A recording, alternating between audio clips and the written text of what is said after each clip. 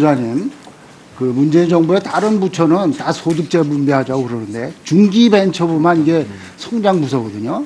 그래서 후보자님 지켜드리고 싶은데 우군들이 별로 없네요. 굉장히 어렵겠다는 말씀 드리고, 이게 지금 문재인 정부가 그 교수 출신 공직자들 보면 다 캠프 출신이에요. 본인도 캠프에 들어가셨습니까? 한 번도 없습니다. 캠프에 참여 안 하셨습니까? 안 선거 했습니다. 때? 참여 안 했는데 지금 추천된 유일한 케이스예요. 그래서 역사관. 왜냐하면 지금 문재인 정부가 국정 철학이 다르고 코드가 다르면 배척을 해요. 배척을 하는데 저희가 볼 때는 그 후보자의 역사관, 국정 철학을 좀 확인해 보고 싶어요. 대한민국의 1948년에 건국해서 지금까지의 역사가 자랑스럽습니까? 부끄럽습니까? 저는 자랑스럽다고 생각합니다. 자랑스럽죠. 박태준 포천회장 존경한다고 하셨죠. 존경합니다. 자, YS DJ 없이 우리나라의 민주화가 가능했겠습니까? 빠를 수 있었겠습니까? YS DJ의 공적 어떻게 생각하세요? 민주화에 대해서 엄청난 공적이 있다고 생각합니다. 자, 이승만 없이 우리나라가 공산체제로 되지 않고 자유민주체제로 될 수 있는 게 이승만의 공이 있다고 생각하십니까? 없다고 생각하십니까? 이승만 대통령이 초대 그 대통령으로서 자유민주주의를 만드신 데 공헌은 있다고 생각을 합니다. 그렇죠. 자, 우리나라가 5,000년 가난에서 벗어나서 지금 정도 살게 되는데 박정희 대통령이 공헌했습니까? 안 했습니까? 아까도 말씀드렸다시피 이승만 정권, 그 다음에 박정희 정권이 민주주의를 만들고 4.19 의거가 나고, 그 다음에 뭐 세계적인 어떤 그 경제 국가가 된 것은 그 정부에서 한 게 맞고요. 그렇지만 그게 한 사람에 의해서 되었다고 생각을 안 하고요. 전체 국민의 어떤 마음이 합쳐져 가지고 되었다고 생각을 합니다. 자, 2차 대전 후에 식민지 국가에서 독립해서 우리나라 같이 이 정도 선진국으로 올라온 나라 있습니까? 한 나라도 없습니다. 거기에 가장 큰 공헌을 한 사람이 누굽니까? 전체 국민이 같이 박정희 했다고 생각합니다. 대통령이에요. 박정희 대통령이 있었기 때문에 우리나라가 이 정도의 선진 산업 국가가 된 겁니다. 그거 다 그렇게 얘기해 놓으시고 왜 여기서 또 오락가락 하세요? 오락가락 한 적이 없고요. 제가 답변 드려도 되겠습니까?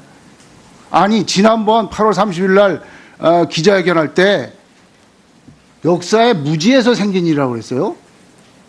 그 전에 논법하고 달라요. 기자회견할 때 변명을 하셨거든. 근데 이거에 대해서 포항공대 문원규 교수 아시죠? 네, 알고 이분 있습니다. 거짓말이라고 그랬어요. 본인 이 변명이 학교에서 뉴라이트 역사관, 그다음에 종교관 다 학생들한테 가르치신 분이다. 그렇게 문원규 교수가 얘기하셨어요. 이거 정직성에 문제 있는 거 아닙니까? 그거는 문원규 교수님 개인 생각이라고 그러고요. 제가 학생이나 또 우리 학생들이나 또 직원분들한테 일일이 다 연락을 한번 드렸습니다. 제가 정말 그렇게 한 적이 있느냐. 한 분도 그렇게 얘기한 적이 없습니다. 실질적으로. 지금 문재인 정부가요. 이 국정 철학이 다르면 바로 지금 적폐청산한다고 국정 철학 다르고 우리나라가 역사가 자랑스러운 역사라고 생각한 사람이면 적폐청산하고 막 블랙리스트에서 떨려나요. 지금 후보자도 아마 임명 안 할 겁니다. 오늘 그냥 여기 앉으셔서 전부 여당이고 야당이고 전부 공격해가지고 창피만 당하실 거예요. 제가 보는 관점에서는 창피당하지 말고 일찍 사퇴하시는 거 어떻겠어요? 의원님들의 평가에 따르도록 하겠습니다. 자, 제가 문재인 정부에서요, 아까 말씀드렸지, 국정 철학이 같으면, 코드가 같으면 그 사람이 종북을 했던, 그 사람이 과거 친일의 후손이든 다 임명을 합니다. 그러나 대한민국 역사를 긍정적으로 평가하는 사람은 임명을 안 해요. 제가 보는 관점에서 후보자는 참 올바른 역사관을 가지셨어요. 대한민국 긍정적인 역사관, 자랑스러운 역사, 올바른 역사관을 가지셨기 때문에 이번에 임명되기 힘듭니다. 민주당이 반대하고 있어요. 그 점에 대해서 어떻게 생각하세요? 그 점에 대해서 제가 생각하는 그 미래에 대해서 말씀을 드려도 되겠습니까? 얘기하세요. 예. 저는 이제 대기업 위주는 절대 안 된다고 생각합니다. 왜냐하면 예, 그게 역사관입니다. 실질적으로 제가 다시 말씀드리겠습니다. 연구 결과가 5%만 상용화 가능합니다. 그거를 대기업의 비용으로 절대 될 수가 없습니다. 그래서 기술 벤처가 생기는 것입니다. 그래서 기술 벤처에서 5%에서 40%까지 하고 그 다음에 M&A를 해서 대기업이 자기들이 잘하는 조직과 마케팅을 집어넣어서 새로운 사업을 만들어내는 게 전 인류가 만들어낸 것 중에 가장 경제적으로 혁신적인 방법이에요. 가장 효율적인 방법이고 그걸 만약에 우리가 하지 못한다면 중국과 인도가 따라와서 지금 누리는 게 없어지고요. 우리가 만약에 그걸 하게 된다면 4만 불, 5만 불로 갑니다. 다시 말씀드리면 제가 가지고 있는 역사관은 어떤 건가 하면 이제는 대기업하고 중소기업이 이제 서로 다투거나 이런 게 아니고 정말 상생을 하고 서로 협력하지 않으면 우리나라가 발전할 수 없겠다고 하는 그런 새로운 시대가 저는 열렸다고 생각을 하고요. 그런 입장에서 정말 창조 경제를 만들어야 되는 창업 국가를 만들어야 되는 거고 중소기업의 성장을 도와야 되는 거고 인력의 임금의 인력의 격차를 줄여야 된다고 저는 생각을 합니다. 그게 제가 가지고 있는 역사관입니다.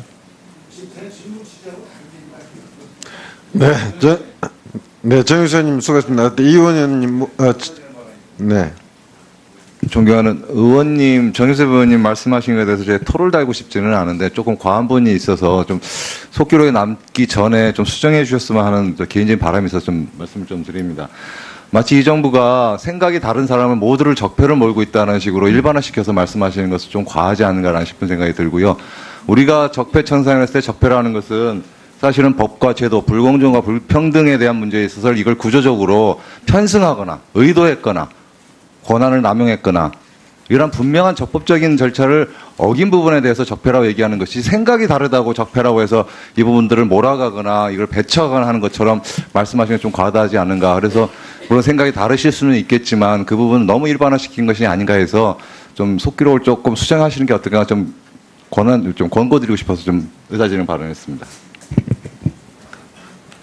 네, 지금 우리 이제 장관 후보자에 대한 청문회를 하고 있는 것이지 우리 여야 간에 우리가 지금 토론을 하고 있는 것은 아니기 때문에 두 분끼리 이렇게 의견이 좀 다른 부분은 그런 부분으로 서로 우리가 인식을 하고 그냥 넘어갔으면 좋겠습니다. 다음은 박정 의원님 질의하시겠습니다. 네, 파졸 출신 국회의원 박정입니다. 일단 후보자 되신 거는 축하드리겠습니다. 근데 왜 많은 의원님들이 계속적으로 그동안의 삶의 행적에 대해서 자꾸 여쭙냐면 실무자가 아니고 실무직이 아니고 정무직에 오르시기 때문에 그렇습니다. 그래서 평소에 갖고 있는 신념이 어떤 거에 따라서의 정책 방향 이런 것들이 많이 좌지우지 되기 때문에 중요해서 계속 묻고 있고 또 후보자께서 지난번 기자회견 때 나오셔서 이런 사상이나 이런 것들에 대한 부분들도 있지만 앞으로 자기가 잘할 수 있는 분야에 대해서 국가에 기여하겠다 이런 말씀 드렸는데 그런 의미에서 저는 정책 검증 좀 해보겠습니다. 우리 지금 벤처가 있고 우리가 중소기업이 있는데 제일 걱정은 벤처 쪽에서 많이 계셨지만 중소기업 부분이나 특히 소상공인에 대한 개념이 어떨지 좀 걱정스럽습니다. 우선은 오늘은 몇 번의 질문이 있으니까 우리 벤처 정책에 대해서 좀 질문을 해보겠습니다. 10년 전만 해도 글로벌 시총 10위 안에 마이크로소프트사 하나가 있었는데 지금은 7개나 지금 IT 기업이 들어와 있습니다. 그래서 IT 쪽으로의 활용이 높아야 되는데 사실 우리나라가 그쪽 분야에 굉장히 앞섰다고 자부함에도 불구하고 유니콘 기업이 아주 상당히 적죠. 유니콘 기업 잘 아시죠? 전공이시니까. 알고 있습니다. 네. 그래서 뭐 기업 가치 10억 달러 이상인 비상장 기업을 얘기하는데 전 세계적으로 한 240개 중에서 아시아 지역이 71개고 중국이 58개입니다. 우리나라 2개밖에 안 되죠. 그러면 왜 이런 문제는 왜 일어났다고 생각하시나요? 기본적으로는 미국에는 가장 박사 연구원들 박사 받고 30%가 창업을 합니다. 근데 우리나라 젊은이들이 박사를 받기 위해서 평균적으로 5억 정도의 국가에서 투자를 합니다. 그런 그 우리나라 박사 인력들이 미국보다 떨어지느냐? 절대 그렇지 않습니다. 그런데 왜 우리는 창업을 안 하느냐? 그거는 인식과 환경의 문제라고 생각합니다. 환경을 어떻게 변화시킬 수 있으세요? 환경은 기본적으로 그 첫 번째는 규제고요. 규제 완화가 있어야 되고요. 실질적으로 연구를 하는 입장에서는 그 연구라는 것은 자기의 자식과 같은 것입니다. 네, 제가 거기서 알겠습니다. 나중에 좀 더 보충을 하시고요. 제가 보는 관점이 이렇습니다. 지금 여기 PPT를 보시면요, 국가별 유니콘 기업의 현황은 좀 전에 말씀을 드렸고, 우리나라 2개밖에 없죠. 쿠팡하고 옐로우 모바일. 산업별로 보게 되면 결국은 대부분이 지금은 하드웨어나 기술 창업이 아니거든요. 근데 계속 지금도 약간 기술 창업 쪽에 대한 말씀을 좀 주로 하셨는데, 지금은 소프트웨어나 이런 비즈니스 모델 가지고선 사업을 하죠. 그래서 보면은 제가 말씀드리는 건 비즈니스 모델에 대한 분석 전문기관이 좀 있어야겠다 이런 생각입니다. 그래서 대부분 유니콘 기업 자체가 대부분 많은 부분의 비즈니스 모델을 통해서 공유경제를 만들어냄으로써 10억 이상의 유니콘 기업이 됐는데, 그거는 지금 중국이라는 기업이 잘 아시는 것처럼 2014년에 11개로 시작해서 15년 17개, 그리고 16년에 36개에서 올해 58개가 됐습니다. 이렇게 기하급수적으로 늘어나는 것은 공유 경제를 이해하고 그쪽에 대한 많은 투자를 하고 정책적으로 장려를 하는데, 우리는 전혀 그걸 못하고 있어요.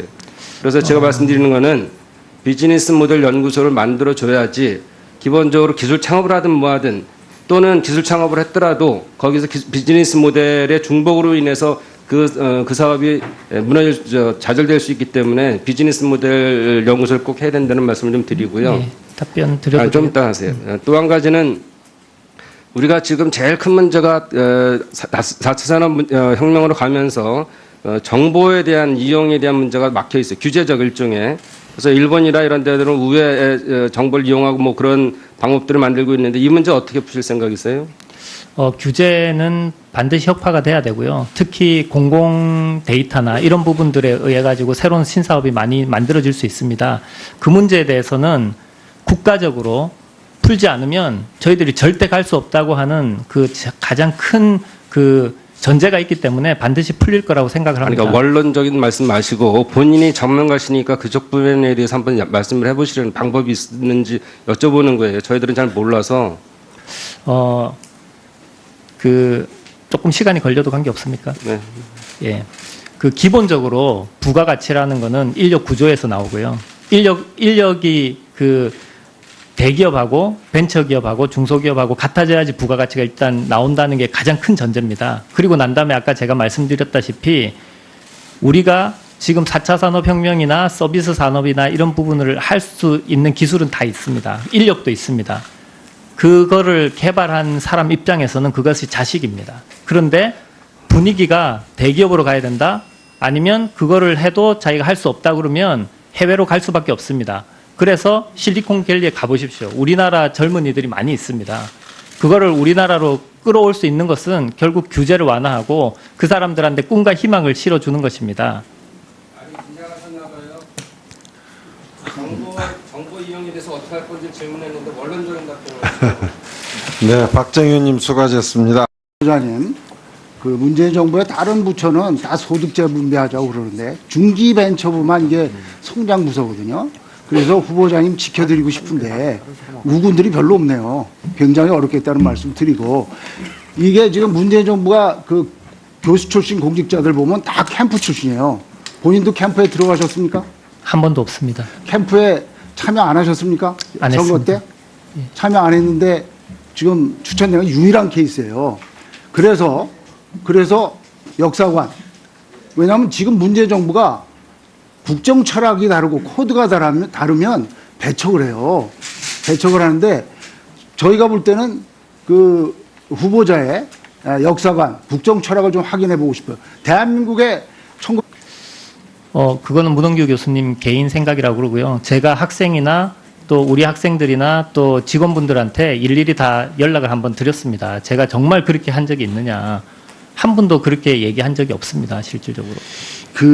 지금 문재인 정부가요, 이 국정 철학이 다르면 바로 지금 적폐 청산한다고 국정 철학자라고 우리나라가 역사가 자랑스러운 역사라고 생각한 사람이면 적폐청산해갖고 막 블랙리스트에서 떨려나요. 지금 후보자도 아마 임명 안 할 겁니다. 오늘 그냥 여기 앉으셔서 전부 여당이고 야당이고 전부 공격해가지고 창피만 당하실 거예요. 제가 보는 관점에서는 창피당하지 말고 일찍 사퇴하시는 거 어떻겠어요? 1948년에 건국해서 지금까지의 역사가 자랑스럽습니까? 부끄럽습니까? 저는 자랑스럽다고 생각합니다. 자랑스럽죠. 박태준 포천회장 존경한다고 하셨죠. 존경합니다. 자, YS DJ 없이 우리나라의 민주화가 가능했겠습니까? 빠를 수 있었겠습니까? YS DJ의 공적 어떻게 생각하세요? 민주화에 대해서 엄청난 공적이 있다고 생각합니다. 자, 이승만 없이 우리나라가 공산체제로 되지 않고 자유민주체제로 될 수 있는 게 이승만의 공이 있다고 생각하십니까? 없다고 생각하십니까? 이승만 대통령이 초대 그 대통령으로서 자유민주주의를 만드신 데 공헌은 있다고 생각을 합니다. 그렇죠. 자, 우리나라가 5천년 가난에서 벗어나서 지금 정도 살게 되는데 박정희 대통령이 박정희 대통령이 공헌했습니까? 안 했습니까? 아까도 말씀드렸다시피 이승만 정권, 그 다음에 박정희 정권이 민주주의를 만들고 4.19 의거가 나고, 그 다음에 뭐 세계적인 어떤 그 경제국가가 된 것은 그 정부에서 한 게 맞고요. 그렇지만 그게 한 사람에 의해서 되었다고 생각을 안 하고요. 전체 국민의 어떤 마음이 합쳐져 가지고 되었다고 생각을 합니다. 자, 2차 대전 후에 식민지 국가에서 독립해서 우리나라 같이 이 정도 선진국으로 올라온 나라 있습니까? 한 나라도 없습니다. 거기에 가장 큰 공헌을 한 사람이 누굽니까? 전체 국민이 같이 박정희 했다고 생각합니다. 대통령이에요. 박정희 대통령이 있었기 때문에 우리나라가 이 정도의 선진 산업 국가가 된 겁니다. 그거 다 그렇게 얘기해 놓으시고 왜 여기서 또 오락가락 하세요? 오락가락 한 적이 없고요. 제가 답변 드려도 되겠습니까? 아니, 지난번 8월 30일 날 기자회견할 때 역사의 무지에서 생긴 일이라고 그랬어요. 그 전에 논법하고 달라요. 기자회견할 때 변명을 하셨거든. 근데 이거에 대해서 포항공대 문원규 교수 아시죠? 네, 알고 이분 있습니다. 거짓말이라고 그랬어요. 본인 이 변명이 학교에서 뉴라이트 역사관, 그다음에 종교관 다 학생들한테 가르치신 분이다. 그렇게 문원규 교수가 얘기하셨어요. 이거 정직성에 문제 있는 거 아닙니까?